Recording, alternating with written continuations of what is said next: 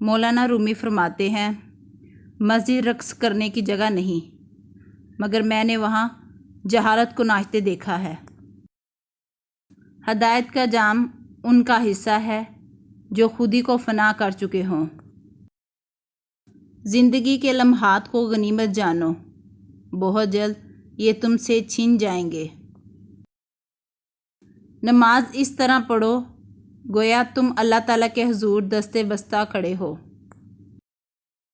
نااہل سے محبت کرنے کا انجام ہمیشہ ذلت، رسوائی اور ہلاکت کی صورت میں نکلتا ہے۔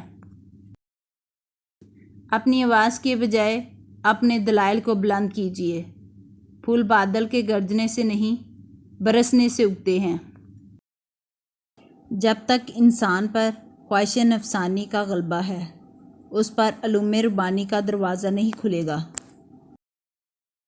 دنیا حاصل کرنا کوئی برائی نہیں، لیکن جب دنیا کو آخرت پر ترجیح دی جائے تو پھر سراسر خسارہ ہی خسارہ ہے۔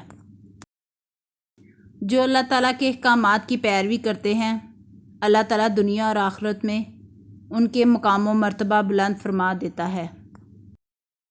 صفحے بچھاڑنے والا شیر بننا تو آسان ہے، لیکن حقیقی شیر تو وہ ہے جو اپنے نفس امارہ کو قابو کرے اور اسے شکست دے۔ اللہ تعالیٰ نے بھی دعا مانگنے کے اصول و ضوابط مقرر فرمائے ہیں۔ ان سے روگردانی کرنے والا بے مراد رہتا ہے۔ انسان کو اخلاقی اقتدار کی پاسداری کرنی چاہیے، ورنہ مرتے وقت پچھتاوا اس کا مقدر بن جاتا ہے۔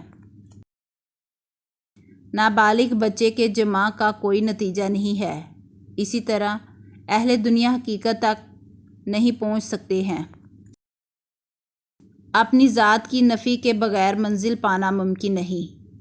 میں کہنے میں نامرادی ہے، میں کو مارے بغیر کامیابی حاصل نہیں ہو سکتی۔ دانہ مٹی میں مل کر گلزار ہوتا ہے۔ انسان غفلت اور گمراہی میں پڑ کر ضیاء حقیقی یعنی اللہ تعالیٰ کو بھول جاتا ہے، جس کا نتیجہ ذلت و خواری کے سوا کچھ حاصل نہیں ہوتا ہے۔ کسی شخص کو عبادت کی توفیق ہونا اللہ کی جانب سے قبولیت کی دلیل ہے۔ یہ اللہ کا کرم ہی ہے کہ وہ اپنی یاد میں لگا دے۔ اپنے آپ کو بے نام و نشاں اور عجز و مسکین بنا کے رکھو، تاکہ شہرت سے یہ حالت تم کو دور رکھے، کیونکہ شہرت سے گوشہ عافیت چھن جاتا ہے اور شہرت بہت سی بلائیں اپنے ساتھ لاتی ہے۔